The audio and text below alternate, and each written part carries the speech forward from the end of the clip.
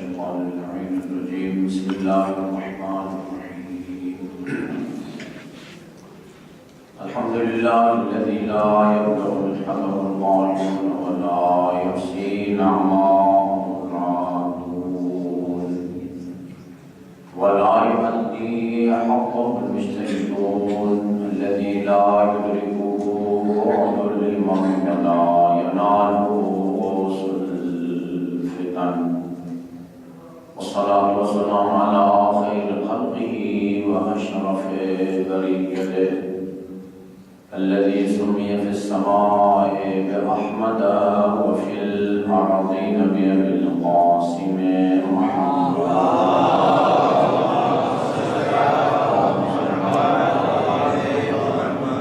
وعلى أهل بيته الطيبين الطاهرين الذين أذهب الله عنهم الرجس وطهرهم تطهيرا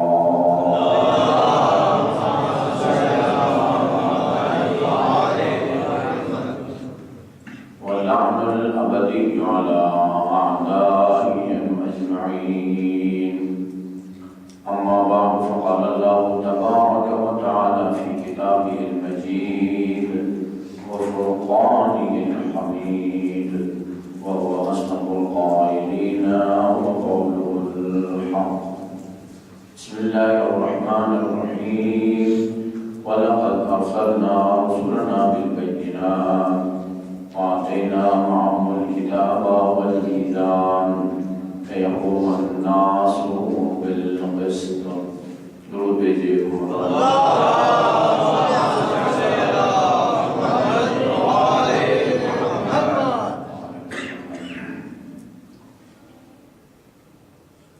قرآن مجید اور سنت معتبرہ میں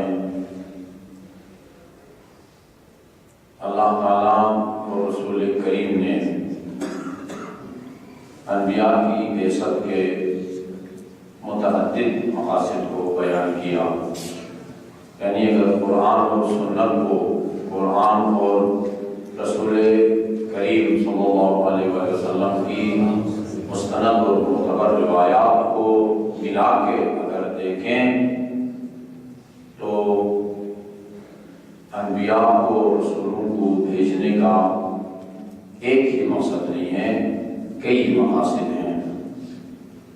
جس آیہ کریمہ کی میں نے آج آپ کے سامنے تلاوت کی، اس میں ایک مقصد کو اللہ تعالیٰ بیان فرما رہا ہے، اور اس مقصد کی تکمیل کے لیے جن تیاریوں کے ساتھ اپنے نمائندوں کو بھیجا، اس کی تفصیل بھی اللہ تعالیٰ نے بتائی ہے۔ وَلَقَدْ أَرْسَلْنَا رُسُلَنَا بِالْبَيِّنَاتِ،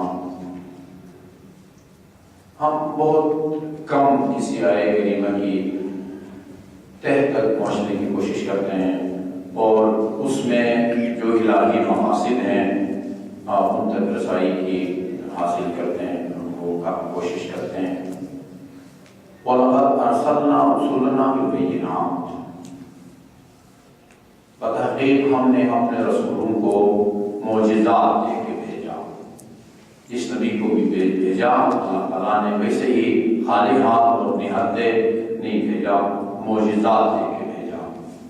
اور معجزہ کا مقصد اس نبی اور خالق کائنات، نبی اور اس ذات کے درمیان جس نے اس کو نبی بنا کے بھیجا، ان دونوں کے درمیان ربط اور تعلق کو ثابت کرنا ہے، یہ بتانا ہے کہ یہ الہی نمائندہ ہے، جو کچھ کہہ رہا ہے یہ اللہ تعالیٰ کی طرف سے تبلیغ ہے، اپنی طرف سے یہ کچھ نہیں کہہ رہا، اس لیے اس کو معجزہ دے کے بھیجا۔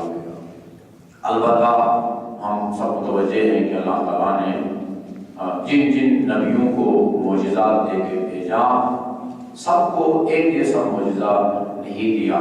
چنانچہ امام رضا علیہ السلام پوچھا گیا، آپ سے جب پوچھا جاتا ہے کہ یا فرزند پیغمبر کیا وجہ ہے کہ اللہ تعالیٰ نے مختلف نبیوں کو مختلف معجزات دے کے بھیجا، سب نبیوں کو ایک جیسا معجزہ دے کے بھیجتا، ایسا کیوں نہیں کیا؟ حضرت موسیٰ کو اور معجزہ دیا، عیسیٰ کو اور معجزہ دیا، خاتم الانبیاء صلی اللہ علیہ وآلہ وسلم کو اور معجزہ دے کے بھیجا۔ امام علیہ السلام نے جواب میں فرمایا معجزہ کا مقصد اس رسول اور خالق، رسول اور اللہ تعالیٰ کے درمیان ربط و تعلق کو ظاہر کرنا ہے، اور یہ بتانا ہے کہ اس نبی کا قادر متعال قدرت کا جو سب سے بڑا سرچشمہ ہے اس سے اس کا تعلق ہے، اس کا لنک ہے، یہ بتانا ہوتا ہے۔ لہذا ایسا کام اپنے وہ اس نبی کے ذریعے سر انجام دیتا ہے اللہ تعالیٰ جو عام لوگوں کے بس میں نہیں ہے۔ دوسرے الفاظ میں جو کام لوگوں کی نظر میں سب سے مشکل، سب سے غیر معمولی، ناممکن تو میں نہیں کہوں گا، اس لیے کہ ناممکن معاشرے کے اندر بہت سارے کام ایسے ہوتے ہیں جو ممکن ہوتے ہیں لیکن ہم ان کو ناممکن کہہ دیتے ہیں۔ ناممکن اور ہوتا ہے، ناممکن اس کائنات میں کوئی بھی انجام نہیں دیتا، خدا بھی انجام نہیں دیتا، رسول بھی انجام نہیں دیتا، ائمہ خدا علیہ السلام بھی انجام نہیں دیتے۔ اسی لیے جو امام جعفر صادق علیہ السلام سے اس سے طاہری نے پوچھا تھا، طاہری نے منکر خدا نے، کمیونسٹ نے، کہ کیا اللہ تعالیٰ اس کائنات کو، اس وسیع اور عریض کائنات کو انڈے کے اندر تو اس میں وہ سما سکتا ہے یا سمجھ سکتا ہے کہ یہ کائنات کی وسعت بھی اتنی رہے اور یہ جو انڈے کی وسعت ہے، لمبائی چوڑائی، یہ بھی یہی رہے۔ خدا انڈے کی توسیع کر سکتا ہے، یعنی جتنی وسعت کائنات کی ہے اتنی ہی وسعت انڈے کی بھی کر دے، یا کائنات کو بالکل وہ چھوٹا کر دے، اس کو پریس کر کے وہ انڈے سے بھی کم اس کی لمبائی چوڑائی، یہ بھی کر سکتا ہے۔ وہ بھی نہ کرے، یہ بھی نہ کرے، انڈے کی وہ وسعت بھی یہی رہے اور کائنات بھی وسعت بھی یہی رہے اور کائنات انڈے کے اندر آ جائے، یہ تو محال ہے۔ امام علیہ السلام نے فرمایا میرے رب کی طرف عاجزی کی نسبت نہیں کی جا سکتی کہ وہ یہ کام نہیں کر سکتا، لیکن اس چیز کے اندر سرے سے صلاحیت نہیں ہے۔ ناممکن اور ہوتا ہے، مشکل اور ہوتا ہے۔ ناممکن کی مثال میں اکثر دیتا ہوں، ناممکن کی مثال جفت تاء میں تبدیل ہو جائے، تاء جفت میں تبدیل ہو جائے، یہ ناممکن ہے۔ جفت مثلا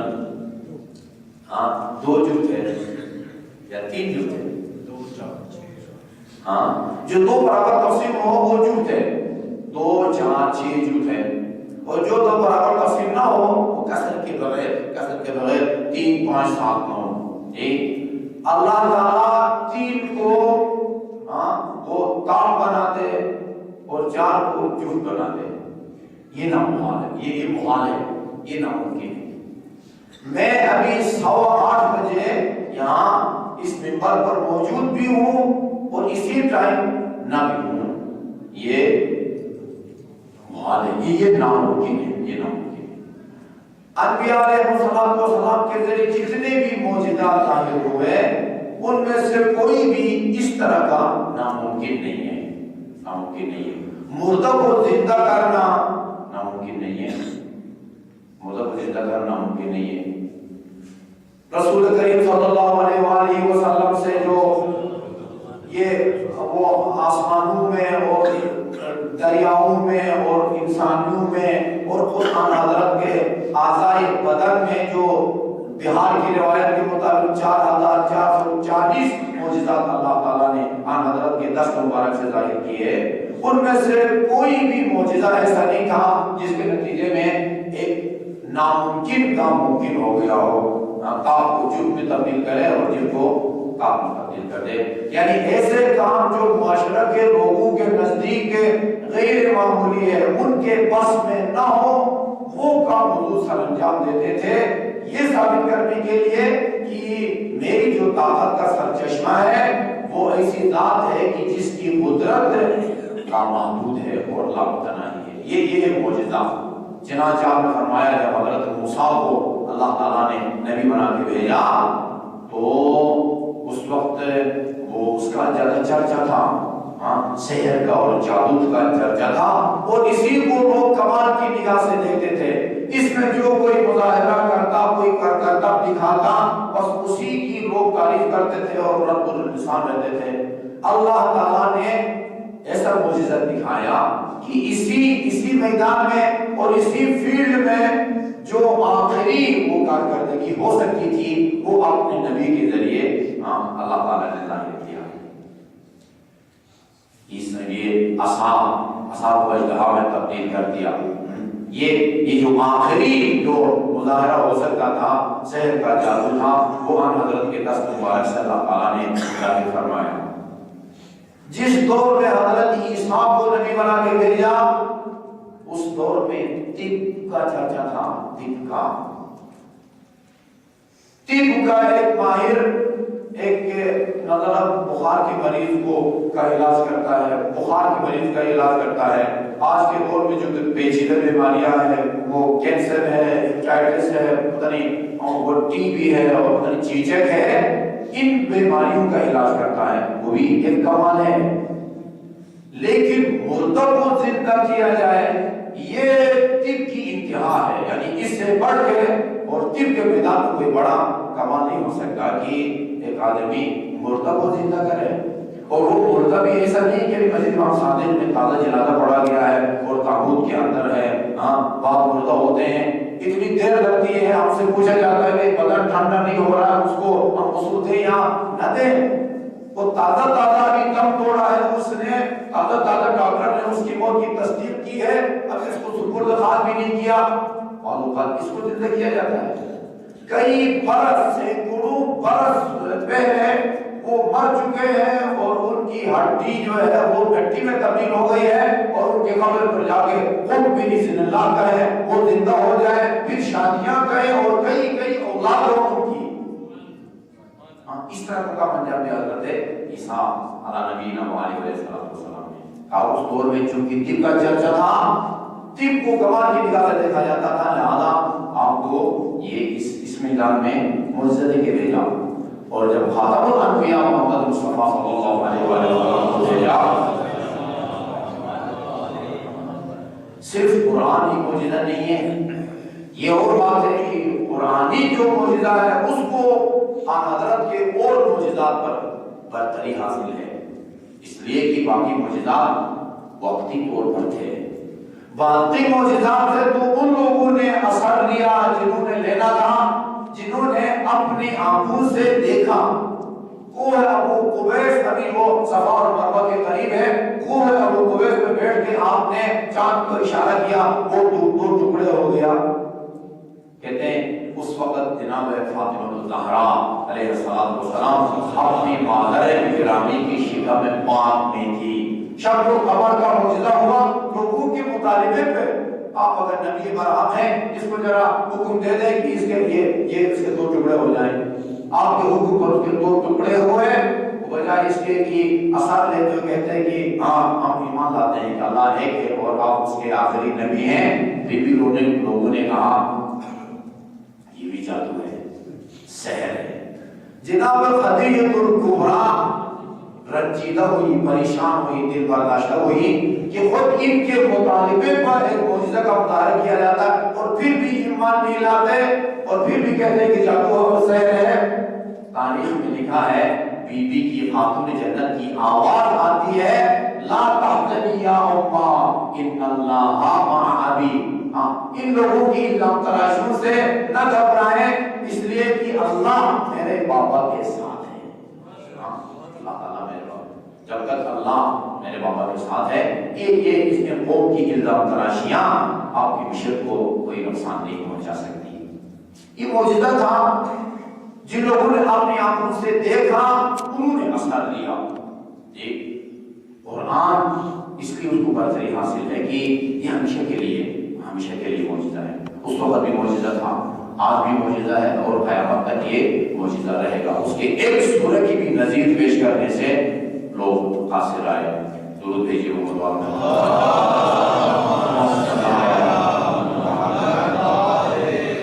نبیوں کو معجزہ دے کے بھیجا. وَلَقَدْ أَرْسَلْنَا رُسُلًا بِالْبَيِّنَاتِ. نبیوں کو ہر دور کے تقاضے کے مطابق نبی کو معجزہ دے کے بھیجا، اور اس سے قدرت کے سرچشمہ جس کی قدرت کی کوئی انتہا نہیں ہے، اس سے نبی کے رب اور تعلق کو ہم نے معجزات کے ذریعے ثابت کیا. اور وَأَنزَلْنَا مَعَهُمُ الْكِتَابَ وَالْمِيزَانَ. پھر جس کو نبی بنا کے بھیجا اس کو ہم نے آسمانی کتاب بھی دی، اس کے اندر اس کی شریعت موجود ہے، اور پھر حق اور باطل میں تمیز کا معیار اور کسوٹی بھی ہم نے. یہ سارا کچھ اتنی چیزوں سے اپنے نبی کو مسلح کر کے بھیجا. کس مقصد کے لیے بھیجا؟ لِيَقُومَ النَّاسُ بِالْقِسْطِ. عجیب دلچسپ آیے کریمہ ہے یہ. لِيَقُومَ النَّاسُ بِالْقِسْطِ. ہم کہتے ہیں نبی کی بعثت کا مقصد، نبی کی بعثت کا مقصد کیا ہے؟ لِيَقُومَ النَّاسُ بِالْقِسْطِ.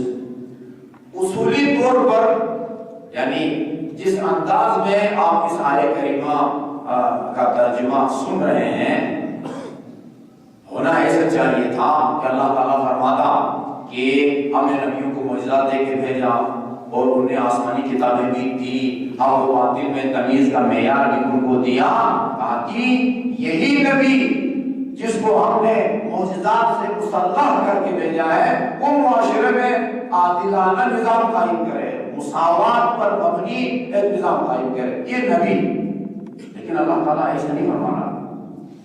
ہم نے نبیوں کو معجزہ دے کے بھیجا، آسمانی کتابیں بھی دی. مقصد کیا تھا؟ مقصد یہ تھا کہ معاشرے کے اندر عدل اور انصاف پر مبنی نظام قائم ہو. یہ نظام کون قائم کرے؟ آپ کا ذہن کہے گا کہ جس کو معجزہ دے کے بھیجا وہی کام قائم کرے. خدا فرماتا ہے کہ ہم نے نبیوں کو بھیجا تاکہ لوگ یہ کام کریں، تاکہ لِيَقُومَ النَّاسُ بِالْقِسْطِ، تاکہ لوگ معاشرے کے اندر اگر ظلم و ستم اور زیادتیوں کا خاتمہ ہو اور ہر شخص کو اس کا حق مل جائے. اس کام کو اللہ تعالیٰ نبیوں کے دوش پر نہیں رکھ رہا، ناس ہمارے دوش کے اوپر رکھ رہا ہے.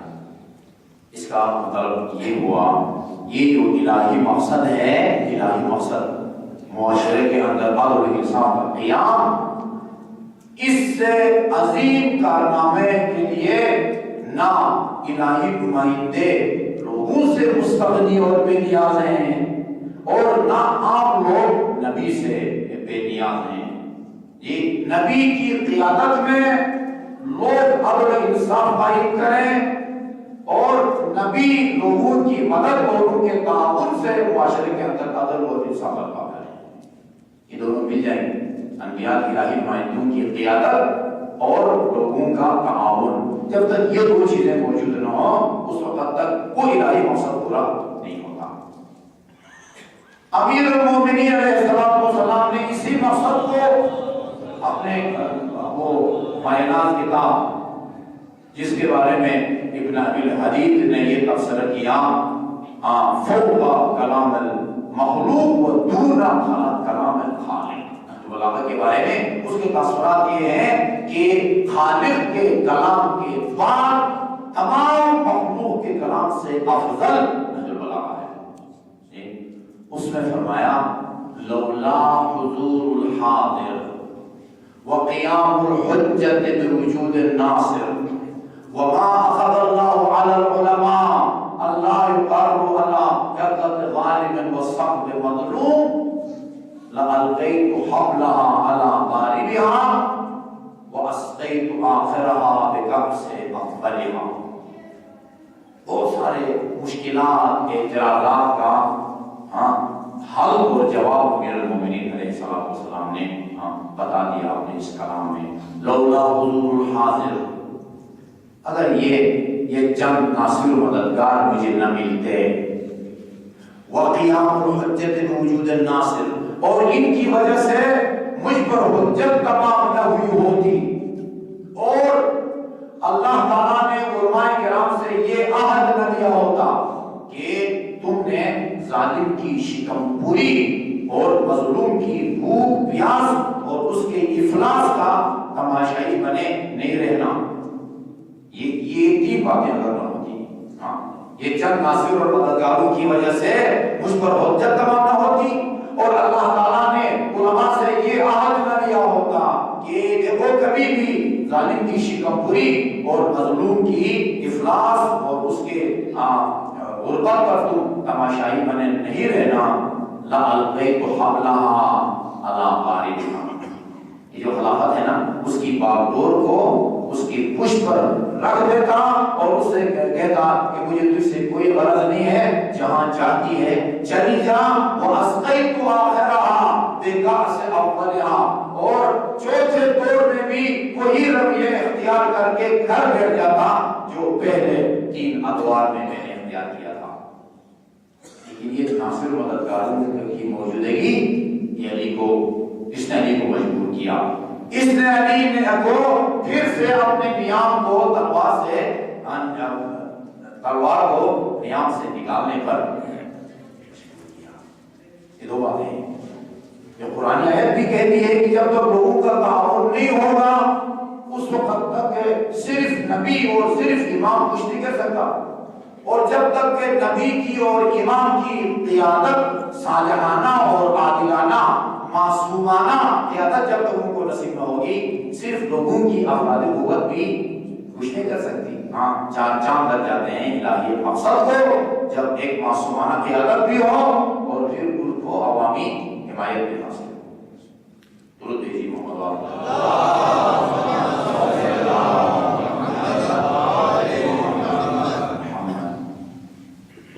امیر المومنین کا خطبے ہوں، سید الشہداء علیہ السلام کے مدینہ سے لے کر مکہ اور مکے سے لے کر کربلا اور خود کربلا کے اندر نواسہ پیغمبر کے جو خطبے ہیں، ان تمام خطبوں کا ماحصل یہی بنتا ہے جو اس قرآن کی آیت اور امیر المومنین علیہ السلام کے اس فرمان میں آپ کو نظر آتا ہے.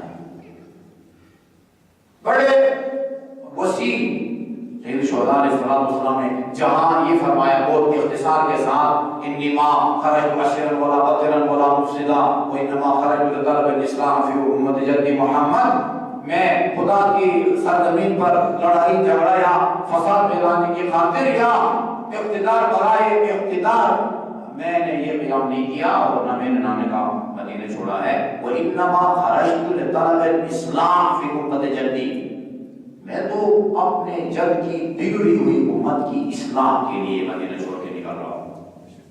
یہ اصلاح کس طرح ہوتی ہے؟ دوسرے الفاظ میں جس عمل کے ذریعے یہ عادلانہ نظام قائم ہوتا ہے، جس عمل کے ذریعے نانا کی بگڑی امت کی اصلاح ہوتی ہے، اس عمل کا نام نواسہ پیغمبر نے اور امیر المومنین نے امر بالمعروف اور نہی عن المنکر کہا ہے. اس عمل کے ذریعے یہ الہی مقصد پورا ہوتا ہے، اس عمل کا نام امر بالمعروف اور نہی عن المنکر ہے. میں نے جمعہ کے خطبے میں امیر المومنین کا ایک فرمان آپ کو سنایا تھا. آج کی اس گفتگو کی مناسبت سے میں آپ کو دوبارہ سنانا چاہوں گا. آپ وہ جنگ صفین چھڑنے والی تھی، جنگ صفین بالکل لشکر دونوں لشکر امیر المومنین اور لشکر معاویہ بالکل سامنے جو ہے نا وہ فائرنگ گویا آج کی زبان میں شروع ہونے والی تھی. وہ معاویہ کے لشکر سے ایک سادہ آدمی لشکر کے سب سے نکل کے باہر امیر المومنین علیہ السلام سے کہتا ہے کہ امیر المومنین مجھے آپ سے چھوٹا سا کام، چھوٹی سی بات آپ کر دیں، اگر خلوت میں مجھے 2-4 منٹ دے دیں، ہاں میں آپ کا معمول احسان ہوں گا. امیر المومنین بھی سب سے باہر نکلے. فرمایا ہاں بھائی کیا بات ہے؟ فرمایا میں ایک تجویز، ایک مشورہ لے کے آیا ہوں، میرا خیال میں اگر اس پر عمل کیا جائے تو اس میں امت کی صلاح ہے، امت کے مفادات اسی میں. کیا مشورہ ہے؟ میرا مشورہ یہ ہے کہ یہاں اس روایت کے اندر عراق کا لفظ ہے کہ آپ واپس عراق چلے جائیں، ہم واپس شام چلے جاتے ہیں. جنگ صفین، یہ میدان صفین کہاں؟ عراق میں تو ہے، عراق میں ہے. ویسے آپ اس میں تھے، کوفہ میں کوفہ سے آپ چلے تھے. عراقین ویسے عربی اس میں کوفہ اور بصرہ کو عراقین کہا جاتا ہے. دونوں عراق یعنی بصرہ اور کوفہ. شاید اشارہ اس بات کی طرف ہو کہ آپ واپس اپنے لشکر کو لے کے کوفہ چلے جائیں, ہم اپنے شام چلے جاتے ہیں. لکم دینکم ولی دین, نہ آپ کا کوئی جانی نقصان ہو نہ ہمارا جانی نقصان ہو. بظاہر تو بہت اچھا سا مشورہ ہے, کسی کی طرف سے ایک خودرضی نہیں ہوگی, نہ وہ لشکر کا کوئی جانی نقصان نہ ہمارے لشکر کا کوئی نقصان. کیا ضرورت ہے جنگ لڑنے کی؟ جیسے آج کل کہا جاتا ہے جنگ نہ ہندوستان کے مفاد میں فائدے میں ہے نہ پاکستان کے فائدے میں ہے. اچھا ہے کہ صلح کریں, مذاکرات کی میز پر بیٹھ کے اپنے مسائل کا حل تلاش کریں. اس نے کہا کہ آپ واپس چلے جائیں.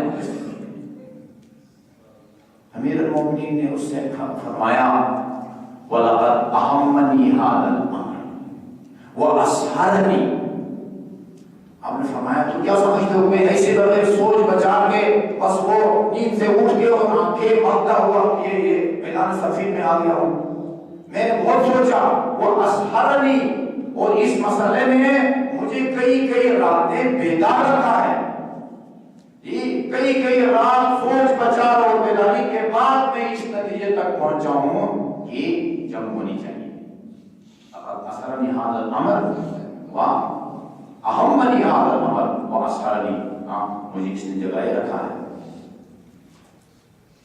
فرمایا فلم اجد الا القتال.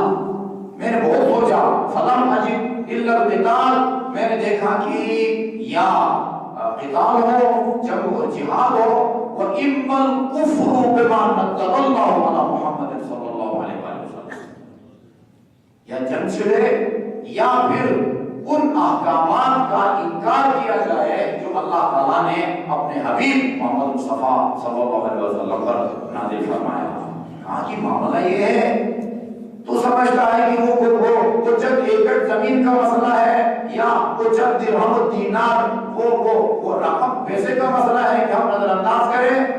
فرمایا میرے سامنے دو باتیں ہیں, یا یہ ہے کہ پھر میں لڑوں اس سے, یا یہ ہے کہ ان احکام کا انکار کر دوں جو اللہ تعالیٰ نے اپنے آخری نبی محمد مصطفیٰ صلی اللہ علیہ وآلہ وسلم پر نازل فرمایا. یہ دو باتیں تھیں. مجھے ان دونوں میں سے کسی ایک کو ترجیح دینا تھا. ان دونوں فیصلوں میں سے کوئی کسی ایک فیصلہ کو اختیار کرنا تھا. فوجدت, میں نے دونوں کا یہ انجام کو دیکھا. یہ دونوں کے انجام کو میں نے دیکھا, اور جو دیکھنے کے بعد پھر میں نے اپنی ذمہ داری کو معین کیا. فوجدت ان القتال اهون علی من معالجة الاغلال فی جہنم. میں نے دیکھا کہ یہ قتال, یہ میدان کارزار میں آ کے شہید ہونا, مجروح ہونا, معذور ہونا, یہ آسان ہے. یہ اس تکلیف کو برداشت کرنا آسان ہے, لیکن جہنم کے توپ اور وہاں کے جو زنجیر ہیں ان کی سختی اور اس کی حرارت کو برداشت کرنا وہ مشکل ہے. معاملہ ایسا ہے, نہیں لڑتے اس کے سامنے, جا کے گھر بیٹھ جاتے ہیں. جو یہ کام کر رہا ہے اس پر اگر ثبوت اختیار کیا جائے, تماشائی بنے رہتے ہیں, تو پھر یہ انجام ہوتا ہے. کیا کرتا تھا وہ بھائی برائی.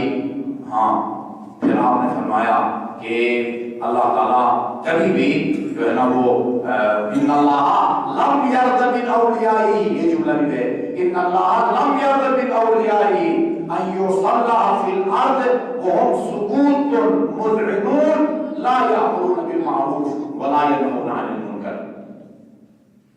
کتنا ایمان افروز جملہ ہے امیر المومنین علیہ السلام کا.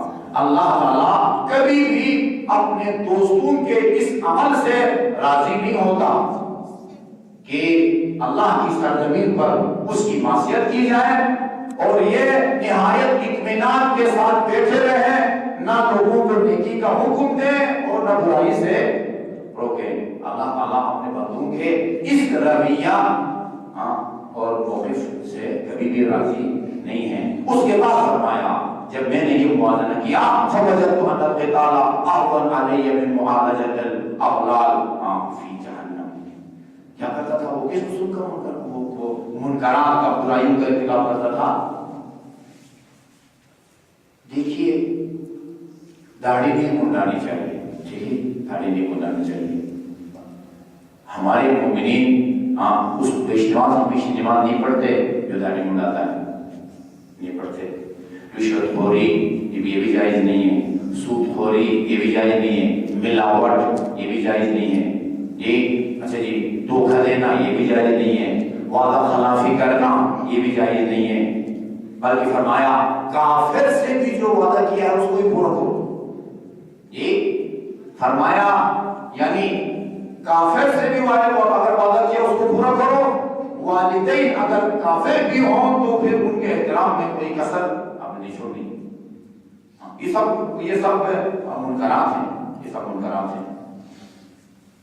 لیکن جس قسم کے منکر نے علی اور اولاد علی کو اس قیام پر آمادہ کیا، وہ میں آپ میں عرض کرتا ہوں کیا کن منکرات کا امیر شام مرتکب ہوتا تھا.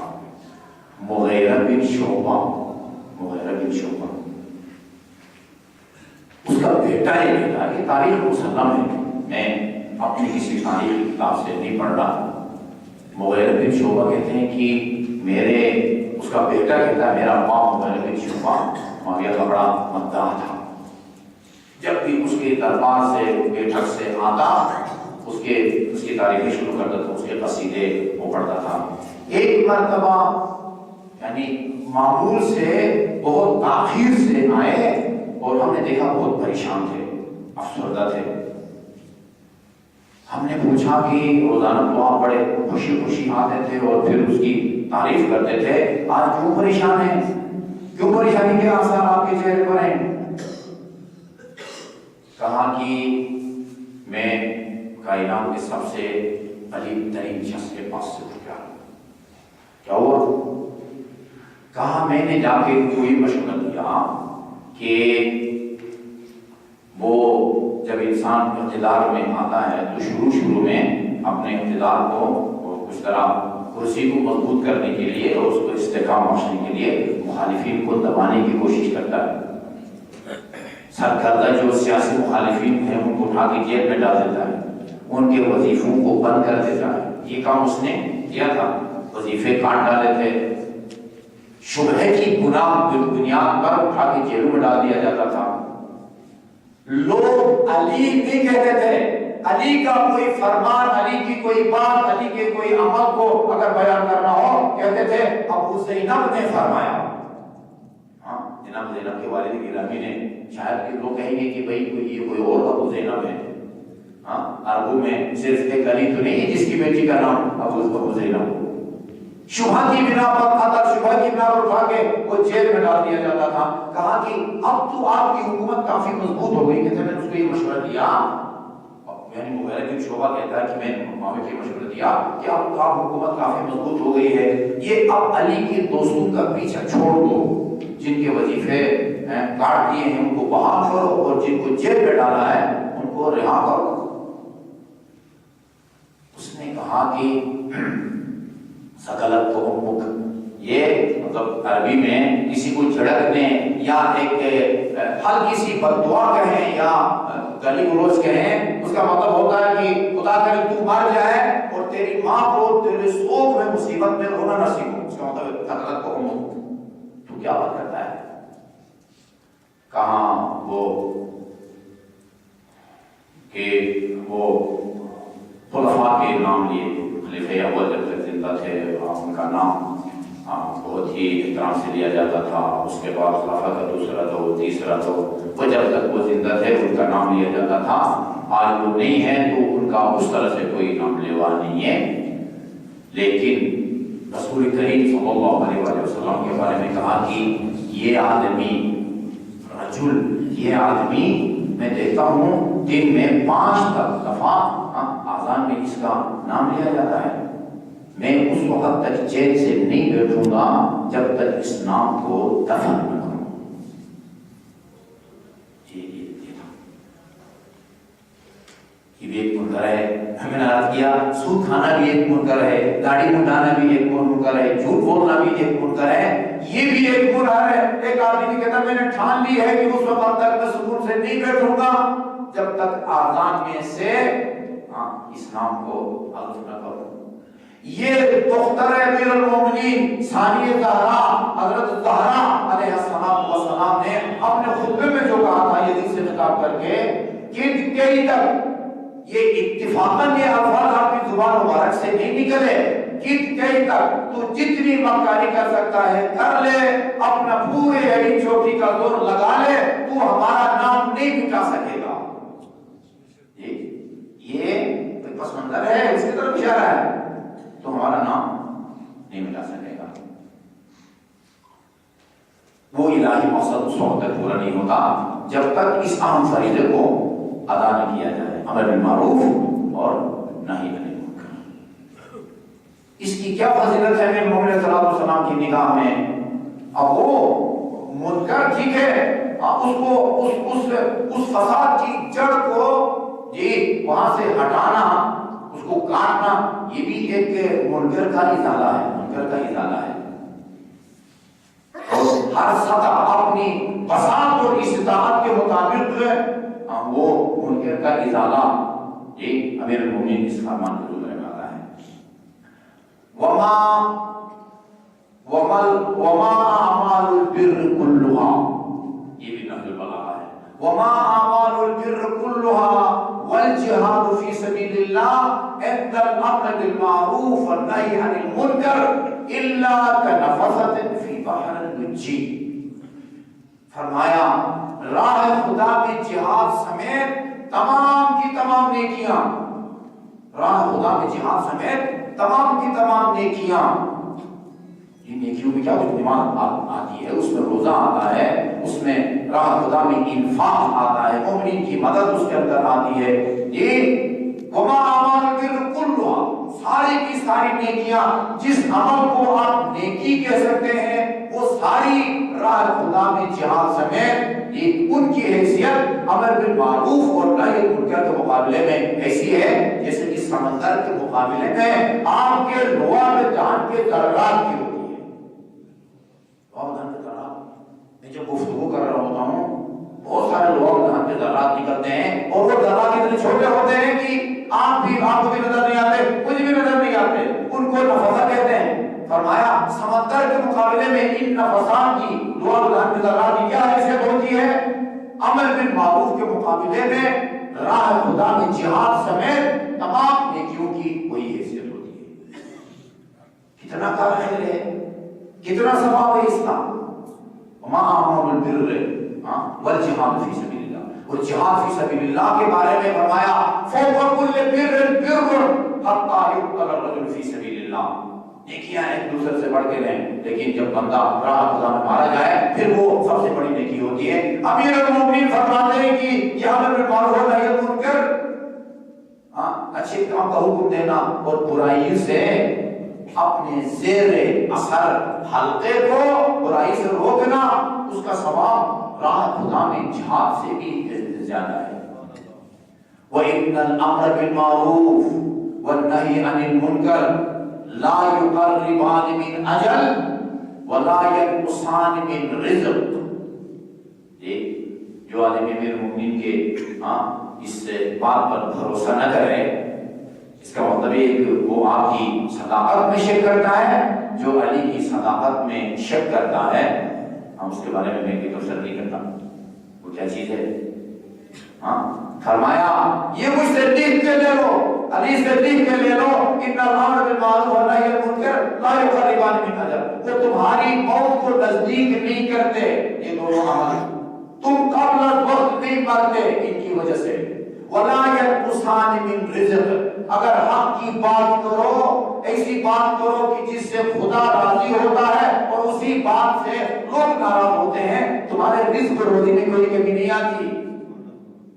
باور کرو, اس بات کو باور کرو, ان الامر بالمعروف والنہی عن المنکر لا یقربان من اجل, وہ تمہاری موت کو اگر دور تھی تو آپ کہیں کہ بھائی امر بالمعروف یا نہی منکر کریں گے تو قبل الموت جلدی مار جائیں گے، واللہ انقسام من الرزق، نہ تمہارے رزق روزی آمدنی اور کمائی میں تو معاشی طور پر بھی پریشان نہیں ہوں گے امر بالمعروف یا نہی منکر کے مقابلے وَأَكْبَرُ مِنْ ذَلِكَ كُلِّهِ، اور پھر امر بالمعروف اور نہی منکر کے انداز ہے، ایک انداز ہے کہ انسان اپنی بالغ بچی سے کہے کہ بیٹی اسلام میں حجاب واجب ہے، بے پردہ نہیں جانا، اسکارف لے کے آپ نے اسکول جانا ہے، یہ بھی امر بالمعروف ہے، یہ امر بالمعروف ہے۔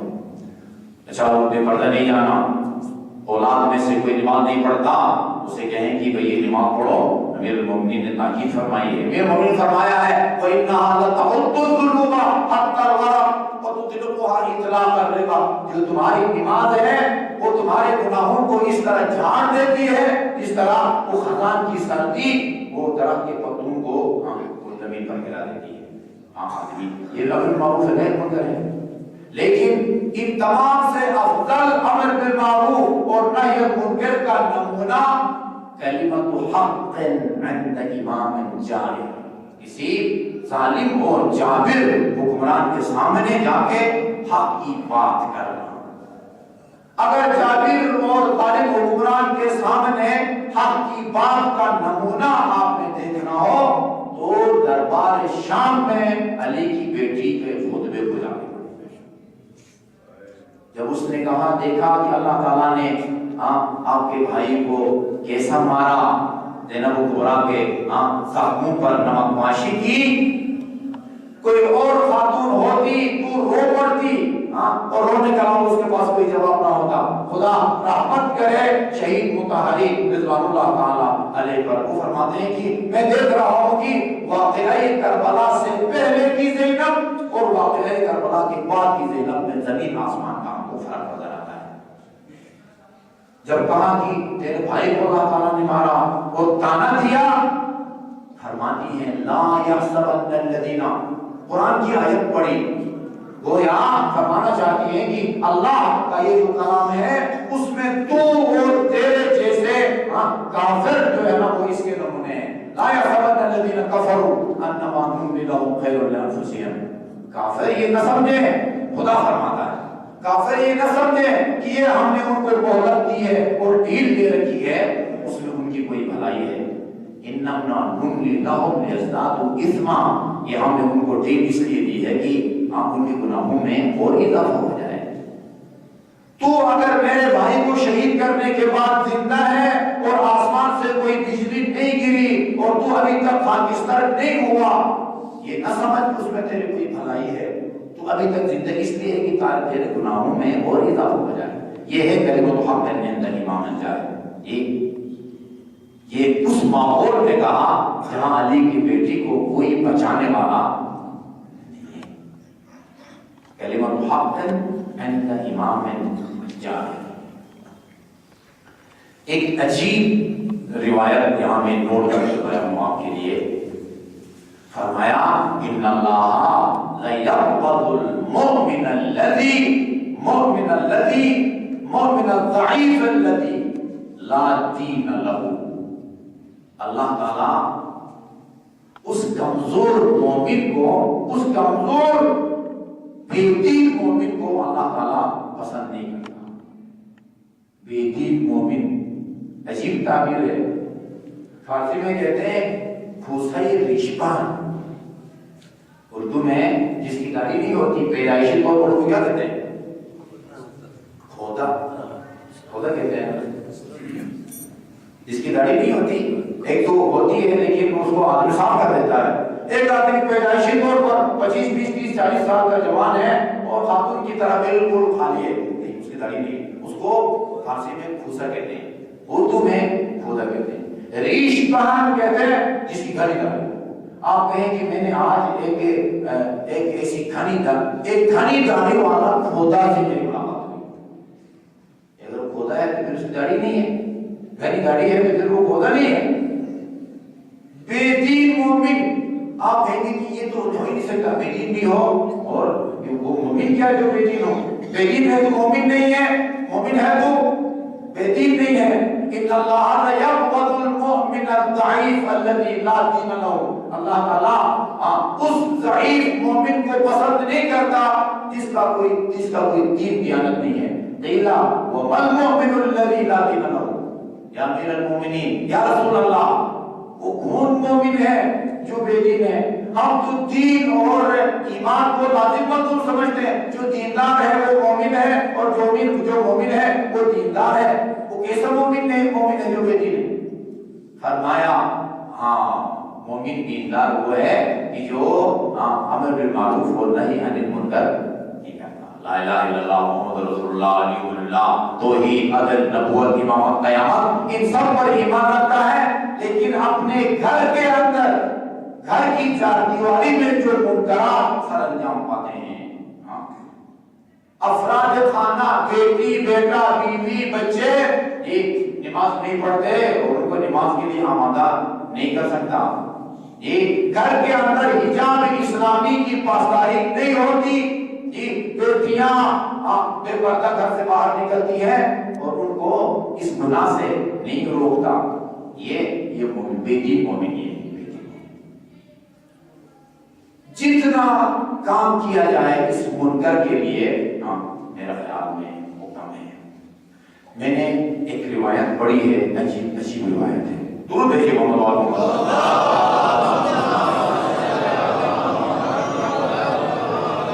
ایک حبشی غلام کا انتقال ہوتا ہے. حبشی غلام کا رسول کریم صلی اللہ علیہ وسلم کو پتہ چلا کہ یہ حبشی غلام محب علی تھا. آپ نے اس کی جنازہ میں شرکت کی، تشییع جنازہ میں شرکت کی. قبر تک اس کو اپنے ہاتھ سے قبر میں اتارا، اس حبشی غلام کو قبر میں اتارا. معجزہ ہوتا ہے، حضرت کے معجزات ہوتے ہیں، ہمارے ساتھ ایسے اتفاقات پیش نہیں آتے. قرآن نے اپنے کلام پاک میں، اللہ تعالیٰ نے اپنے کلام پاک کو فرمایا لا یغتب بعضکم، ایک دوسرے کی غیبت مت کرو.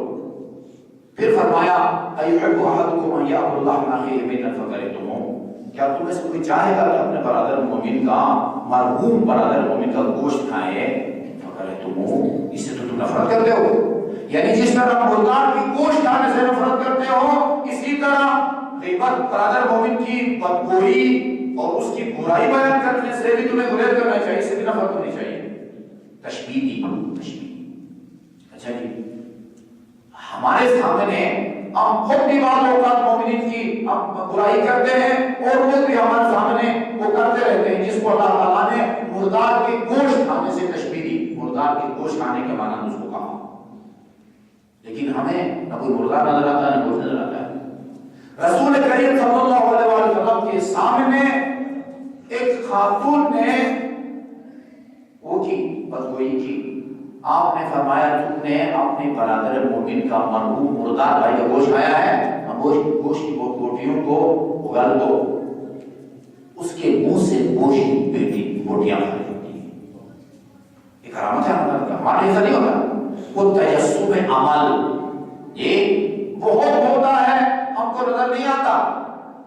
آسمان سے فرشتے اترتے ہیں، ہم کو نظر نہیں آتے، لیکن خدا کے مقرب انسانوں کو نظر آتے ہیں.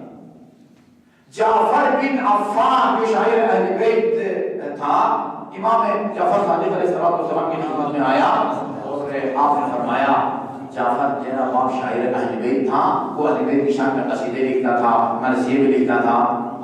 تجھے بھی میراث میں اس قسم کا ذوق ملا ہے، تو یہ قصیدے مرثیے لکھتا ہے. کہاں فرزند پیغمبر، اللہ تعالیٰ نے مجھے یہ سعادت بخشی ہے. پھر آپ نے فرمایا پھر وہ میرے جد امجد کا کوئی مرثیہ سنا تو آپ نے ایک پردہ آویزان کیا، اس کے پیچھے مقدرات عصمت و طہارت بیٹھی اور امام اور دوسرے اصحاب بیٹھے. مرثیہ کوئی آدھا صفحہ پر مشتمل مرثیہ ہے. مرثیہ جب ختم ہوا، امام علیہ السلام نے فرمایا واللہ یا جعفر بن عفان، باپ کا نام عفان تھا، وہ شاعر کا نام جعفر تھا. واللہ یا جعفر لقد شہدت الملائکۃ ہاہنا، جعفر خدا کی قسم تو جب یہ قصیدہ پڑھ رہا تھا نا، آسمان کی فرشتے بھی بیٹھے ہوئے تھے. وَقَدْ كَمَا بَكَيْنَا أَوْ أَكْثَرَ، اور جتنا ہم روئے یا اس سے زیادہ میں نے دیکھا سنا آسمان کے فرشتے بھی رو رہے تھے. اور اور بھی لوگ بیٹھے ہوئے تھے. کسی اور نے نہ فرشتوں کی آواز سنی نہ فرشتوں کو دیکھا. خود فرماتے ہیں جب ولید نے یزید کی بیعت کا کو مطالبہ کیا حضرت پیغمبر سے, کہا کہ شاید تجھے اندازہ نہیں ہے کہ میرا تعلق کس خاندان سے, نحن اہل بیت النبوہ, ہم وہ اہل بیت نبوت ہیں, وہ معلوم الرسالہ, رسالت کے ہم کان ہیں, وہ مختلف الملائکہ, ہمارے گھر میں آسمان کے فرشتوں کی آمد و رفت رہتی ہے. وہ ان کو نظر آتے تھے. معصوم فرماتے ہمارے گھر فرشتے آتے تھے اور اپنا جسم ہمارے جسم کے ساتھ مس کر کے پرواز کر جاتے تھے. وہ ہم کو نظر نہیں آتے. ایسی چیزیں رسول کریم نے تشریف نظر میں شرکت کی اور اپنے دست مبارک سے اس حبشی محب علی کو قبر میں اتارا. ابھی اینٹوں کی چنائی بھی ہوئی, جب ابھی قبر بند نہیں ہوئی تھی. ایک مرتبہ لوگوں نے دیکھا کہ رسول کریم نے اپنا رخ پھیر لیا, قبر کی طرف دیکھ رہے تھے اور اپنا اپنا رخ پھیر لیا. لوگوں نے کہا یا رسول اللہ یہ کیا کیا آپ نے؟ پہلے اس کی طرف دیکھ رہے تھے اور پھر اچانک اپنا رخ پھیر لیا. کہا کہ اصل بات یہ ہے کہ یہ حبشی غلام جب اس دنیا سے اٹھا تھا, اس کی موت واقع ہوئی تھی, یہ پیاسا تھا, پیاس لگی ہوئی تھی اس کو. میں نے دیکھا کہ ابھی ہم اس کو خبر کو اتارا ہے, وہ حور العین جو اس کی حصے میں تھی, میں نے دیکھا قبر کے بند ہونے سے پہلے اپنے ہاتھ میں جام لے کے قبر میں اس کے پاس پہنچی. فرائیتو, میں نے دیکھا ان ولی اللہ ہے غیور, خدا کے جو ولی دوست ہوتے ہیں وہ بڑے غیرت مند ہوتے ہیں. میں نے سوچا کہ شاید اس حبشی غلام کی غیرت گوارا نہ کرے کہ میں اس کو دیکھوں. وہ معصوم الخطا نبی ہیں اور اس حبشی غلام کی غیرت کا اتنا خیال رکھنے کہ فوراً اپنا رخ پھیر دیتے ہیں. میں سوچنا چاہیے کس حالت میں ہم نکلتے ہیں. بازاروں میں جو نگاہیں ہوتی ہیں وہ سب پاک نہیں ہوتی. کچھ نگاہیں پاک ہوتی ہیں, کچھ نگاہیں پلید ہوتی ہیں. خدا کا حکم ہے, امام کا حکم ہے کہ وہ اپنی ناموس کو ناپاک نگاہوں سے بچاؤ. ناپاک نگاہوں سے بچانے کا یہی طریقہ ہے. ایک مرتبہ درود بھیجیے محمد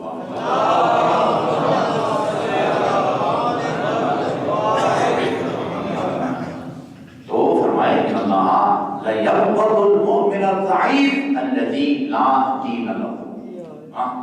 جی چاہتا ہے ایک زبردست قسم کا بینر بنا کے وہ لگا دیا جائے, اللہ تعالیٰ اس ضعیف مومن کو پسند نہیں کرتا, الَّذِي لَا دِينَ لَهُ, جس کا کوئی دین نہیں ہے. قِيلَ وَمَا الْمُؤْمِنُ الضَّعِيفُ الَّذِي لَا دِينَ لَهُ, وہ کون ضعیف مومن ہے جس کا دین نہیں ہے؟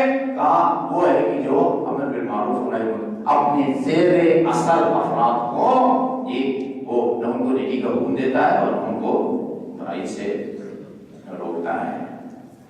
کتنی دفعہ سے پیغمبر نے فرمایا مدینے سے نکلتے وقت راستے میں مکے میں اور کربلا میں, خدایا تو بہتر ہے, اللہم انک تعلم انی احب الامر بالمعروف والنہی عن المنکر, تو جانتا ہے کہ میں امر بالمعروف اور نہی عن المنکر سے وہ کتنی محبت کرتا ہوں. الا ترون ان الحق لا يعمل به وان الباطل لا يتناهى عنه, دیکھتے نہیں ہو جہاں پر عمل نہیں ہوتا اور باطل سے روکا نہیں جا رہا, یا لوگ باطل کو ترک نہیں کر رہے. فَلْيَرْغَبِ الْمُؤْمِنُ فِي لِقَاءِ اللَّهِ مُحِبًّا, ایسے حالات میں الہی احکام کی پاسداری کے لیے مومن کو اللہ تعالیٰ کی بارگاہ میں جانے کے لیے, اپنی جان آفرین کے سپرد کرنے کے لیے مومن کو بےتاب رہنا چاہیے. مومن کو یہ نماز پیغمبر کے اہم قیام سید الشہداء کا عنصر یہی چیز تھی. جو ذمہ داری اللہ تعالیٰ کی طرف سے بھیجے گئے رسولوں کی تھی, وہی ذمہ داری آخری نبی کے نمائندے اور ائمہ معصومین علیہ السلام کی تھی. البتہ میں نے عرض کیا منکر میں بڑا فرق ہوتا ہے. برائی کی روک تھام, برائی کی نوعیت کو دیکھا جاتا ہے. اچھا یہ جو بندہ برائی کا مرتکب ہے اس کی معاشرے کے اندر جو حیثیت یا اس کا مقام ہے اس کو بھی دیکھا جاتا ہے. جس کے سامنے یا کس برائی کا ارتکاب کیا جاتا ہے, جس کے سامنے اس برائی میں لوگ ملوث ہوتے ہیں اس کو بھی دیکھا جاتا ہے. وہ معاویہ کے دور کا منکر آپ نے دیکھا, کہا کہ میں اس وقت تک سکون سے نہیں بیٹھوں گا جب تک اسلام کو میں دفن نہیں کروں گا.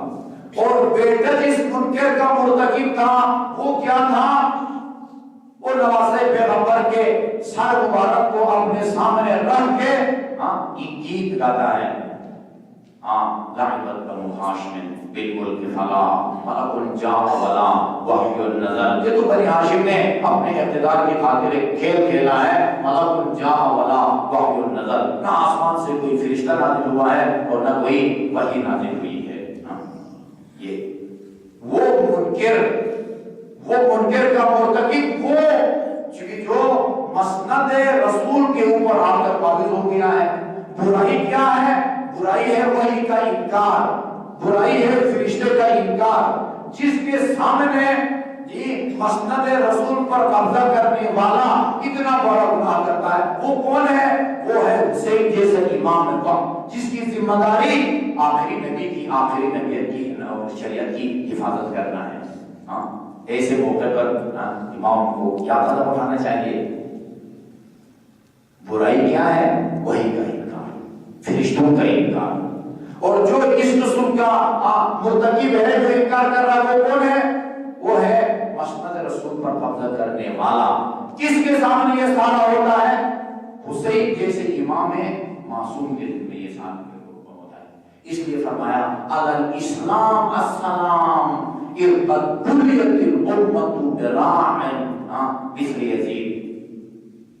اگر امت مسلمہ کا رہبر و رہنما یزید جیسا شراب خور المعلن بالفسق ہو تو پھر اس دن کے بعد سے اسلام کا اللہ حافظ. یہ فرمایا الاسلام السلام ارقد بلیت الامت براع مثل یزید. اسلام کو خدا حافظ سلام کہو, اس کو آخری سلام کہو, چونکہ امت کا حکمران راعی وہ جابر اور وہ فاسق اور وہ شراب خور بن گیا ہے کہ جو مسجد رسول پر آ کے وہ قابل ہو گیا ہے.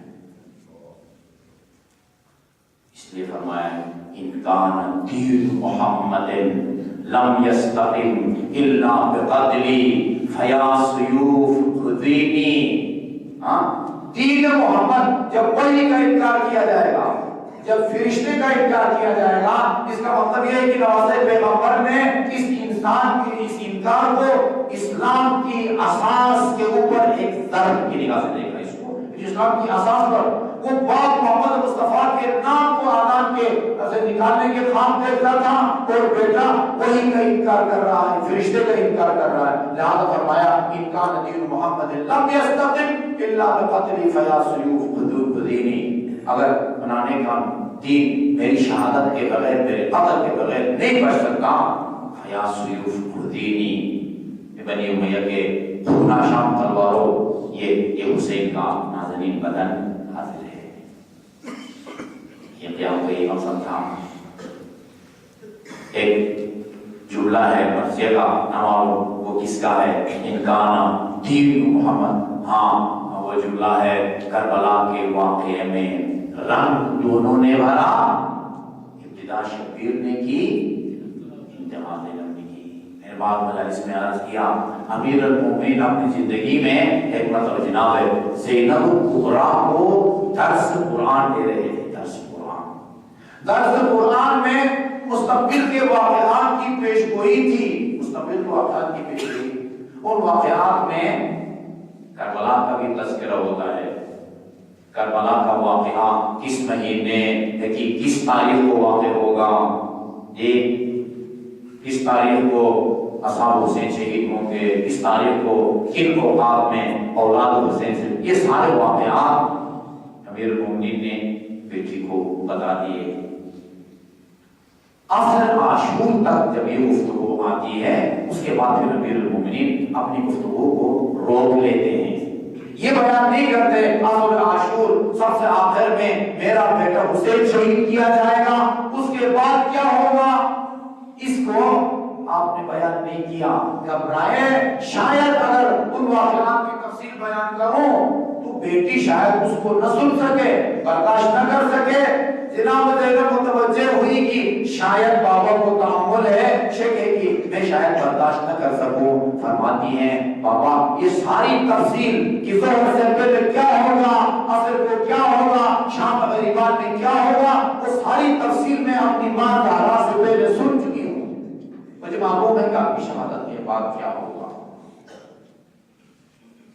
نواسائی پیغمبر وہ اصل وفادار سے کربلا کی گرد ریت پر اتر چکے، اس کے بعد محبت کی کتابیں کہتی ہیں کہ آپ دائیں کروٹ لیٹنا چاہتے تھے لیکن زخموں کی وجہ سے نہ لیٹ سکے، بائیں کروٹ لینا چاہتے تھے، زخموں نے نہ لیٹنے دیا، کربلا کی خاک کو ایک جگہ جمع کیا اور اب اس کے اوپر اپنی مجروح پیشانی اس لیے عرض کر رہا ہوں کہ ایک لگین کا پتھر نواسے پیغمبر کے پیشانی مبارک میں لگا تھا، اپنی مجروح پیشانی کو خاک پر رکھ کر نواسے پیغمبر زمین کربلا بیٹھ گئے۔ بدن متحرک نہیں ہے، بدن میں حرکت نہیں ہے، لوگوں نے کہا نواسے پیغمبر شہید ہو گئے، کسی نے کہا نہیں ابھی صاف ہے، ناتوانی ہے، شہید نہیں ہوئے۔ عمر خان کا ایک سپاہی آنے والا اور کہا کہ میں جانتا ہوں کہ نواسے پیغمبر کتنا غیرت مند ہے، اگر تم جاننا چاہتے ہو اسے زندہ ہے یا شہید ہو گئے ہیں، خیموں پر حملہ کر کے دیکھو، اگر حسین زندہ ہوں گے یقیناً اٹھنے کی کوشش کریں گے۔ عزاداران گرامی روایات کہتی ہیں امام نے اٹھنے کی کوشش کی، اٹھ نہ سکے، زمین پر گرے، دوبارہ اٹھنے کی کوشش کی، پھر زمین پر گرے اور شمر سے کہا، شمر اپنے ان بدصفت سپاہیوں سے کہو کہ جب تک میں زندہ ہوں آل حرم سے دور رہیں، جب تک میں زندہ ہوں نبی کی نواسیوں اور علی کی بیٹیوں سے دور رہیں۔ آزادہ ہو، جب تک حسین زندہ تھے یہ اشقیاء آل حرم سے دور رہے، نبی کی نواسیوں اور علی کی بیٹیوں سے دور رہے۔ ادھر جبرائیل کی آواز گونجی، کربلا میں زلزلہ آیا، سرخ اور سیاہ آندیاں چلی اور یہ آواز آئی، اللہ قد قتل الحسین بکربلا، اللہ قد قتل الحسین بکربلا۔ عمر خان کی آواز آئی، احرقوا بیوت الظالمین، لوٹو تبرکات رسول بطول کو، قیدی بنا کے لے چلو آل رسول کو۔ عزاداران گرامی یہ ایام کوفہ اور شام اور کوفہ اور شام کی راہوں کی مصیبتوں کے دن ہے۔ اہل بیت کا یہ لٹا ہوا قافلہ کوفہ سے شام کی طرف جا رہا ہے۔ ہم سمجھتے ہیں کہ شاید 10 تاریخ کے بعد فراوانی کے ساتھ حسین کے چھوٹے چھوٹے بچوں کو کھانا مل گیا ہوگا، حسین کے چھوٹے چھوٹے بچوں کو پینے کا پانی مل گیا ہوگا، مگر عزاداروں کوفہ اور شام کی روایتیں کہتی ہے ان کو نہ جی بھر کے کھانا دیا گیا اور نہ پینے کا پانی دیا گیا۔ ایک روایت میں ہے کہ جناب زینب کبریٰ مغرب کی نماز بیٹھ کے پڑھی، کسی نے آگے بڑھ کے عرض کیا دختر امیر المؤمنین ہم نے تو آپ کو کربلا میں نماز شب کھڑے ہو کے پڑھتے ہوئے دیکھا تھا، کوفہ اور شام کے اس سفر نے آپ کو اتنا کمزور کر دیا کہ آپ مغرب کی واجب اور فرض نماز بھی آپ کھڑے ہو کے نہیں پڑھ سکتی۔ فرماتی ہیں اصل بات یہ ہے ان اشقیاء کی طرف سے بچوں کا کھانا اتنا کم آتا ہے، کئی دنوں سے میں اپنے حصے کا کھانا حسین کے بچوں کو دے دیتی ہوں اور خود پیاسی بھوکی رہتی ہوں۔ اب زینب کی کمر میں وہ طاقت نہیں رہی کہ فرض نماز کھڑے ہو کے پڑھ سکوں۔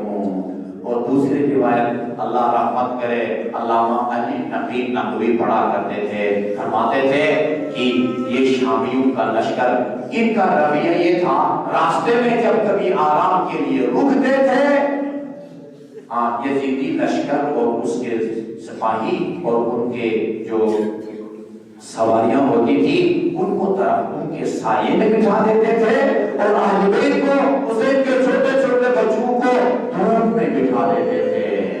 ایک منزل آئی کہ جہاں پر اہل بیت کے چھوٹے چھوٹے بچوں کو دھوپ میں اور برسات کے اپنے سپاہیوں کو، سواروں کو اور سواریوں کو پانی پلانا شروع کر دیا۔ جناب زینب کبریٰ کے پاس جناب سکینہ آتی ہے اور فرماتی ہے کہ بھوٹی اگر اجازت ہو کہ اس سے جا کے پانی مانگ لوں۔ فرماتی ہیں بیٹی سکینہ میں نہیں سمجھتی کہ یہ بے رحم تیری کمسنی پر رحم کرے گا، اگر میں روکتی بھی نہیں ہوں ادادارو۔ یہ معصومہ شمر کے پاس جاتی ہے اور فرماتی ہے شمر میں یہ نہیں کہوں گی پہلے مجھے پانی پلا دے۔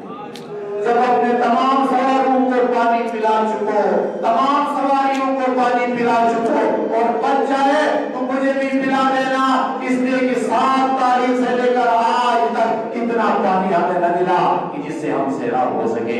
اداکاروں اس ظالم نے معصومہ کی باتوں کا کوئی جواب نہ دیا اور خاموشی سے اپنے سواروں اور سواریوں کو پانی پلاتا گیا۔ جب سب کو پلا چکا ایک جگہ رکا اور مشکیزے کے دہانے کو کھولا۔ یہ معصومہ اس امید سے آگے بڑھی کہ اب میری باری آ گئی ہوگی، مگر عزاداروں اس شقی القلب نے اس معصومہ کو دکھا کے باقی مانگا پانی صحرا میں گرایا۔ پانی کا زمین پر گرنا تھا، بی بی آگے بڑھی اور خشک مٹی کو، تر مٹی کو اپنے سینے سے لگانے لگی، شاید اس سے کلیجے کو کوئی ٹھنڈک نصیب ہو۔ الحمد للہ رب العالمین والسلام علی الذین آمنوا أي منقلب ينقلبون إنا لله وإنا إليه راجعون بسم الله الرحمن الرحيم أمن يجيب المضطر إذا دعاه ويكشف السوء أمن يجيب المضطر إذا دعاه ويكشف السوء أمن يجيب المضطر إذا دعاه ويكشف السوء أمن يجيب المضطر إذا دعاه ويكشف السوء أمن يجيب المضطر إذا دعاه ويكشف السوء يا الله يا واحد يا أحد يا صمد يا من لم يلد ولم يولد ولم يكن له كفوا أحد بفاطمة وأبيها وبعلها وبنيها وبالسر المستودع فيها أسألك زيادة في العلم وبركة في الرزق وصحة في الجسم وطولا في العمر ونورا في القلب وتوبة قبل الموت وراحة عند الموت ومغفرة بعد الموت دخولا في الجنة ونجاة من النار فأنا ولدكم محمد یوم دن مومنات پریشان عالم پریشانی کو دور فرما۔ جن مومنین نے کوئی جائز کاروبار شروع کر رکھا ہے ان کے کاروبار میں برکت نصیب فرما، مریضوں کو شفائے کامل اور عاجل عنایت فرما۔ خدائے محمد وآل محمد یوم دن مومنات پہ اولاد میں عنایت فرما۔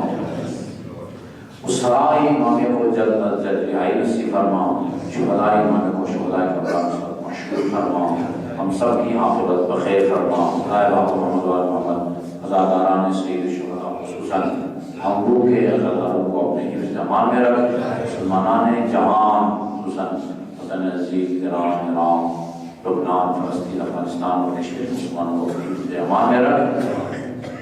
خدائے محمد و آل محمد سرزمین ایران کو اپنے حفظ امان میں رکھ، اس دشمنوں کو اپنے قدرت کا مسیح اور نابود فرما۔ ہمارے جن طلبہ و طالبات نے امتحانات دے رکھے ہیں یا دے رہے ہیں، خصوصاً جنہوں نے دعا کی درخواست کی ہے، انہیں نمایاں کامیابی نصیب فرما۔ خدائے محمد و آل محمد حضرت حسن کے ظہور میں تعجیل فرما، ہمیں آپ کے آوان اور انصار میں شامل ہونے کی توفیق عنایت فرما۔ ربنا تقبل منا انک انت السمیع العلیم محمد و آلہ